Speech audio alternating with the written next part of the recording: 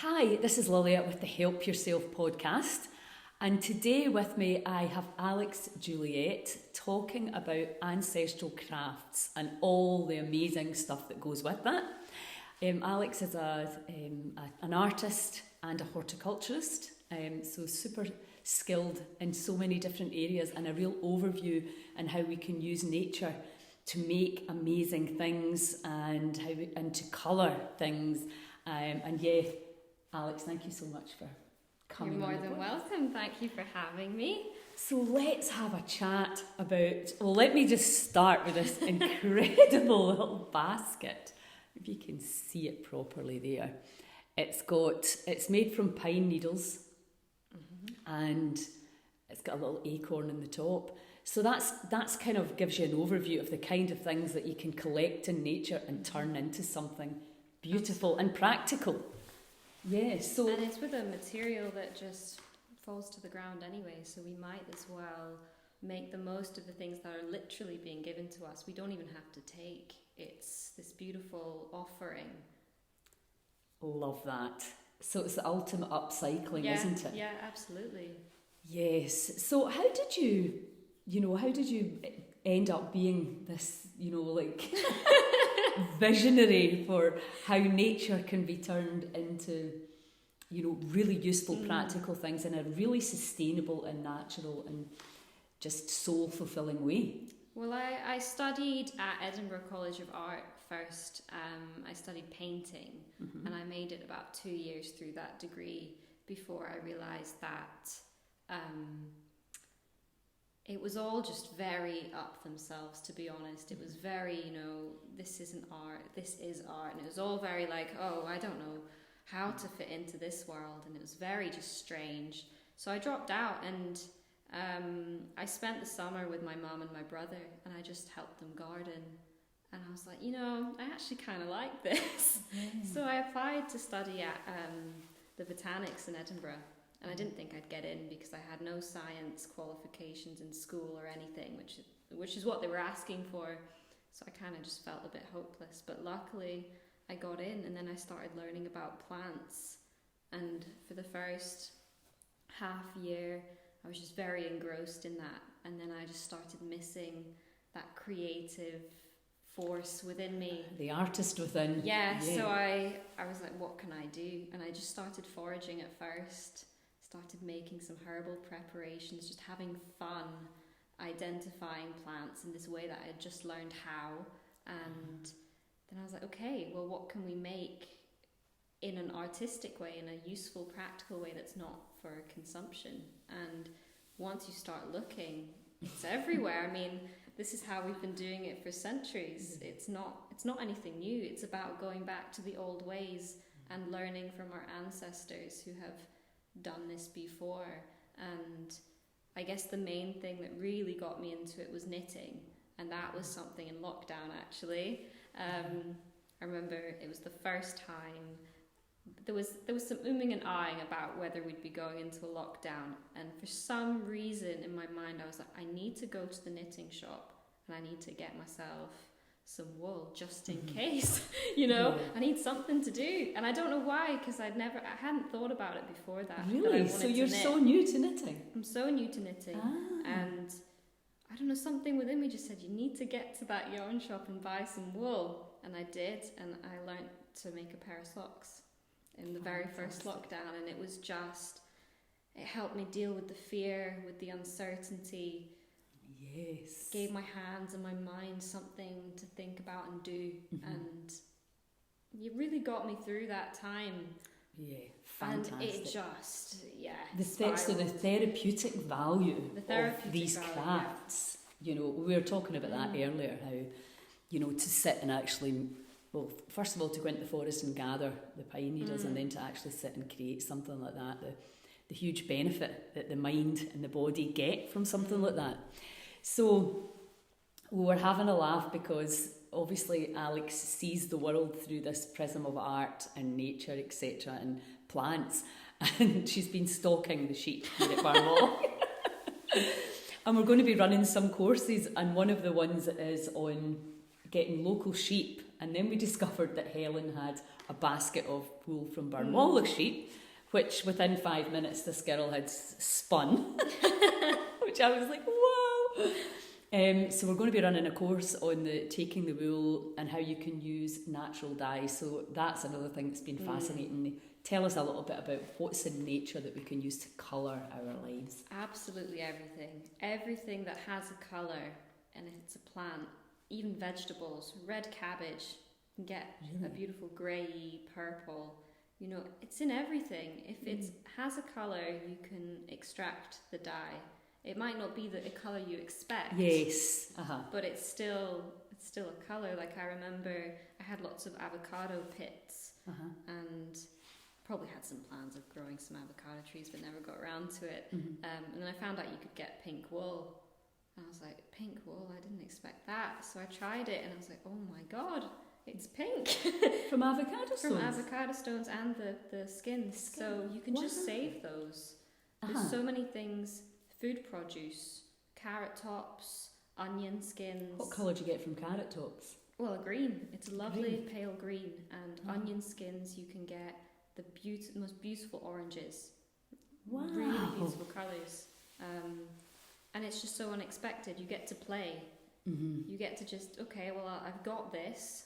Might as well just put it in a pan and boil it up and see what colour comes out. And then you put the wool in, and sometimes it can change again. You just don't know. And that's a really beautiful concept, rather than trying to get the exact tone that you want, that you allow nature to give you. Yeah, and the thing is, all nature's colours go together. Yeah, there's no clashing there, darling. There's no clashing, absolutely not. You can just dye whatever you want, and then whatever you've got, they all go together. Like I brought a basket just full of some that I've done in the winter, which very subtle colours. There's not many bright colours this time of year. You can see. I mean, that's just gorgeous. Yeah, so these greens and I'll show these ones. These ones are my favourite. So show this. I'll show this one too.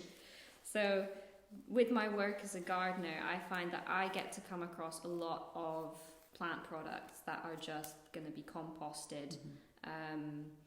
So I get to take them. Of course. So at work, we had, during Storm Arwen, I think it was called, we had a lot of trees that lost some branches, and one of those was an ash tree. So I was like, I wonder what colour you can get from the bark. And you can get these really beautiful colours. So this is just the ash bark by itself, which is a lovely, I don't know if you can see in the light, but it's a lovely like brown with a yellow tone to it. Yes, and that's why I put that beside, because you can see the yellow to the more pinky type. And you can also add rusty nails, believe it or not, to the pot. Which is good. The light's coming in lovely now. You can add rusty nails to the pot, iron nails, and it changes the colour. So this is the same dye, but one has been put in a pot with some nails, and that you get this beautiful ash colour, which I thought was perfect considering it's from an ash tree. And it's not a flat colour. It's got so much depth to it. And this is from the roots of a gallium plant. So sticky willy or cleavers, whatever you know it as. The roots give you a lovely pink. It's just unbelievable. And how do you extract the colour from the plant? A lot of them, so if it's leaves and something quite soft, it doesn't take very long. You just put it in the pan with some water and boil it. Bring it up to a boiling point, and that slowly starts to release it. With things like bark and things that are quite tough, you'd probably want to soak it for a few days just in cold water, get it to soften up first, and then bring it up to heat, and then it'll extract the colour. So you can kind of experiment with that as well. Absolutely, and can you show the spinning? I mean, I was just amazed. I didn't actually realise it did actually spin. So this is a Jalligan. Which is a traditional Scottish spindle. It's like a bit like a bottle, really. And this is what women would use as they're, going to and fro, they'd spin while they walked, believe it or not. Really? They would just, because it's the perfect thing to do as you're doing other things. So it spins, and essentially what's happening is the tension from the weight here and the twist that you're getting binds it together, and you are able to make some wool. Yeah, something you can knit with. Absolutely. Or weave with. Weave with, knit with, so many things. You can do it with cotton and make bags for going to the shops. You know, it's endless. This is such an old craft that is getting lost, but there's a revival happening. Yes. There are a lot of people who are interested in working with their hands and working with their ancestry again, and it's a really beautiful thing to see. Yes, absolutely. And I think the therapeutic side of creating something and just this meditative, you know, like one of her friends was knitting yesterday, and she was just like, just one more row, one more row, and how you know, that simple act, and it's making me want to knit again as well, because you know, we're so busy now with the online stuff, which clearly has its place, but it is the balance, isn't it? Absolutely. And I mean, it's so versatile. I remember, you know, I did a lot of my studies online. COVID hit when I was about nearly finished my first year of studying with plants, and you know, it's so hard to keep your attention on online lectures. Some of them were lasting for 3.5, 4 hours. God. We had ridiculously long lectures anyway, but I would knit because I could just knit, and it would keep my hands busy, it would keep me present, and I could then listen. And a lot of people were doing that. I found a brilliant idea. A lot of people were knitting during lectures, and it was such a perfect way to deal with that pressure. Yes, absolutely. Fantastic. So when we do the workshop, we can take the wool and we can spin it. Yeah. And then we can, what would we then do? Would that be, and we can dye it? We can dye it, yeah. What stage do you dye it? You can dye it at the fleece stage. So I didn't bring it with me, but the fleece we saw from the Barmolach sheep, we can dye it like that, and then we can process it afterwards, or we could spin it first and then dye it. Right. It's really personal preference. So either way, fantastic. And then when you get it like this is ultimately your ball of wool. Yeah, that would just slide off like that, and you've got a little ball of wool, and it's just some socks with. Knit some socks, you know, you could do anything with it really, and you can do it with all plants as well, so it's not specific to anything. So when Alex was stalking the sheep, I was saying to her, what do you see when you see a sheep? Do you see a jumper? She's like, no, a pair of socks. But what a lovely overview again to be able to see a really natural product. Now tell us about wool. You were talking about the antibacterial and how it traps here. Tell us a little bit the huge benefits of wool. I mean, wool is such a warm material, and we're coming to a time where there are a lot of alternatives, and when you look at the ingredients that are in your clothes, you'd be shocked. There's barely even like 1% wool half the time. Usually it's completely synthetic, and obviously there are a lot of issues around that with poverty and being able to afford to buy quality produce, but you know, back in the day you'd have someone in your family who could do this, but it's slowly being lost. You know, our grandparents are passing without having that, handing the knowledge down, and that's such a loss, because you can't really price this. No. You know, I've had lots of people ask, you know, could you knit me something and I'll buy it, and I'm like, it's not a monetary transaction almost. It's a love transaction. It's a love transaction. I knit for my family, my friends, and I don't charge. That's not what it's about, because if I charged an hourly rate for how long it took to knit a jumper, nobody would buy it. Nobody would buy it. But we need to connect with the raw material, because wool is warm, it's antibacterial, you know, it's really good for some people who have sensitivities to, you know, synthetic fibres, which a lot of people do. A lot of people do, and you know, it starts from the beginning. You know, the way you spin it, you have in mind what you want to make with it. It's not just wool. Yes, so even the thickness of the yarn, the thickness, the colour, how you spin it, whether you spin it woolen or worsted. I was explaining this to you. it's a big difference because one is stronger but one is warmer.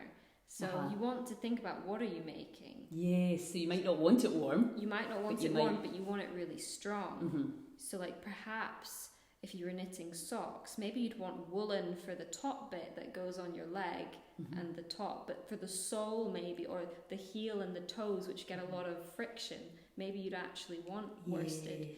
And it's about just understanding how much goes into it, because it's just machines that do it now, but I know, and it's the whole like chocolat thing, isn't it? The love, the frequency of the garment. Yeah. Because you can just almost feel the vibration of it. You can, and you know, it's a really beautiful thing. My partner went back to Sweden over Christmas and he got given 2 jumpers, one that his great aunt had made and one that his grandmother had made, who had passed when he was quite young. Wow. And that joy, when he puts on that jumper, he feels like he's getting a hug from his grandmother.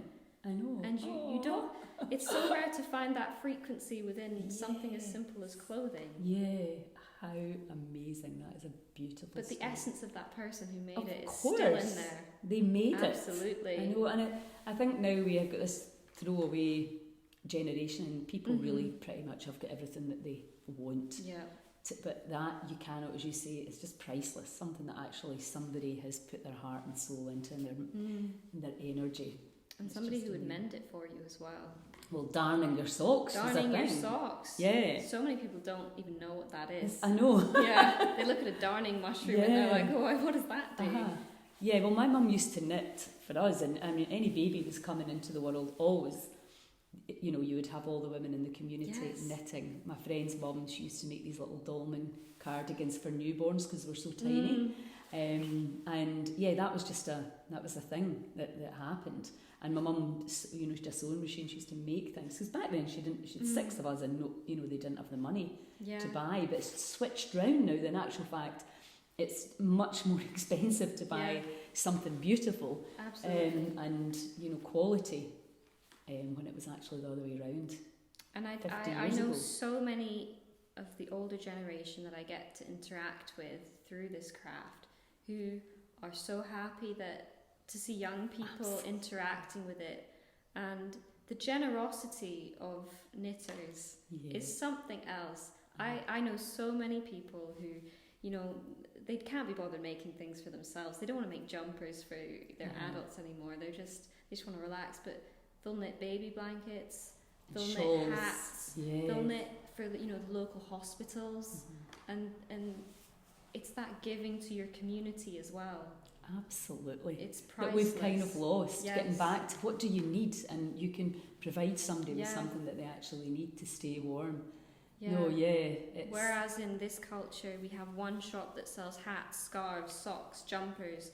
In a community, there's space for many people who specialise in knitting, because maybe someone's really good at knitting jumpers and the other person makes the best socks. Maybe one hates knitting socks. There's space for people in a community that do the same thing, because nobody does the same thing ever.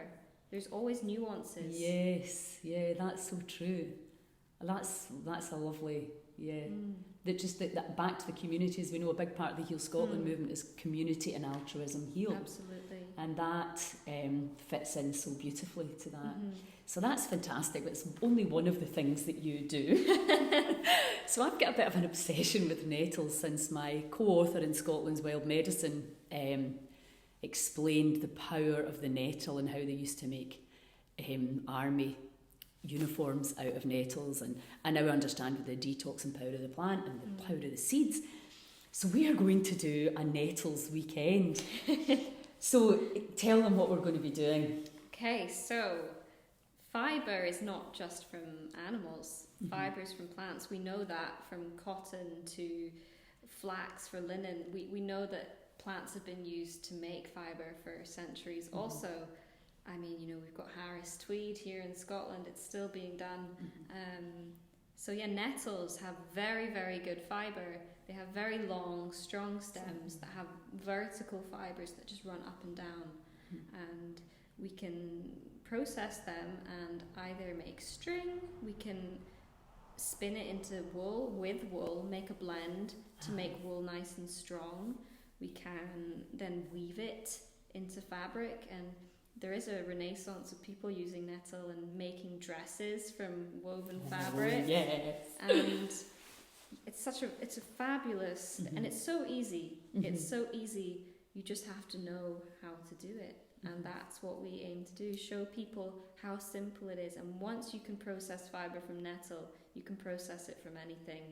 Yes, yeah, it's just a skill that you can use for it, and that's fantastic. And then we're going to make some soups, maybe? Yeah, some soup, and there's nothing better than nettle soup. I look forward to spring just so I can get my nettle soup.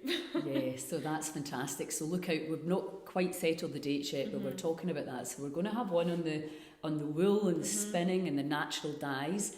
We're going to have one on nettles, and then we're going to have one on foraging, but foraging with a wee bit of a twist, which is foraging for things that we can make.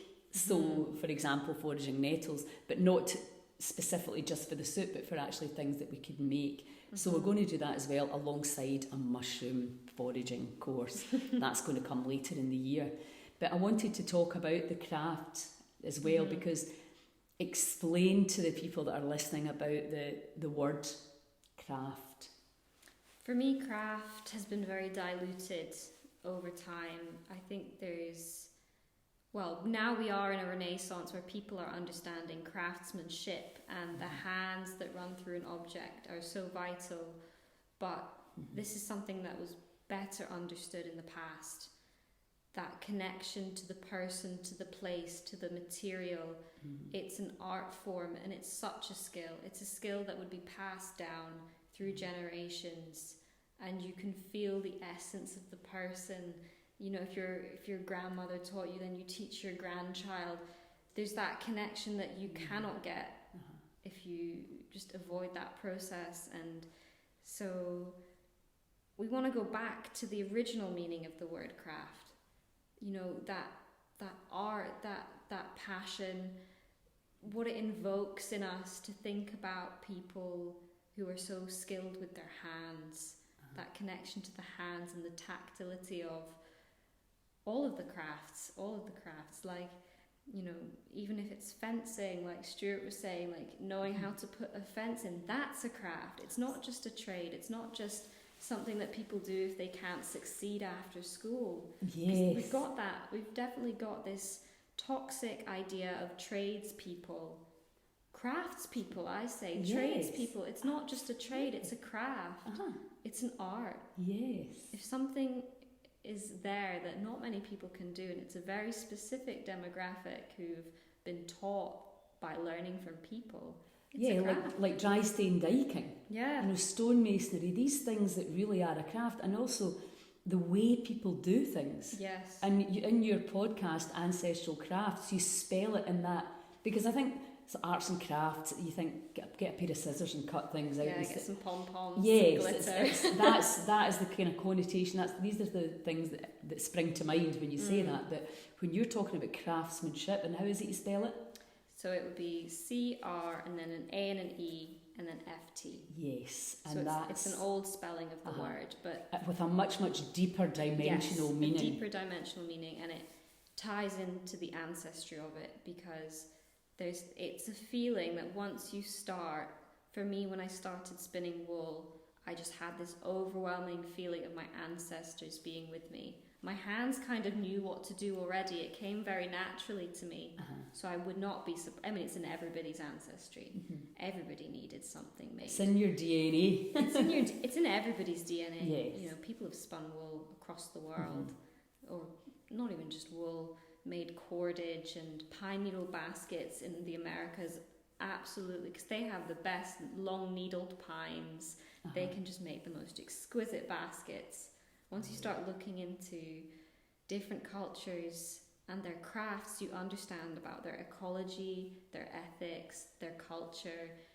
It sums up more than just an object. Yeah, it tells you so much more. Absolutely. Yeah, no, that is absolutely fantastic.